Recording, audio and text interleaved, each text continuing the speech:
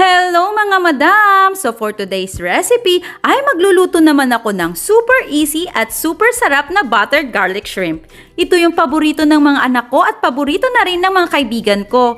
Shoutout sa aking Westfields friends! Part 1, Mami Gemma, Mami Josie, Mami Carmela at Tita Laika. Hello sa inyo! Ito na yung nire-request nyo parati na iluto ko. Nag-prepare na ako dito ng mga hipon at imamarinate ko lang ito sa Royal ng at least 1 hour. Naglagay na ako dito sa pan ng butter. Igigisa ko lang ng mabuti ang minced garlic. Mas marami, mas masarap.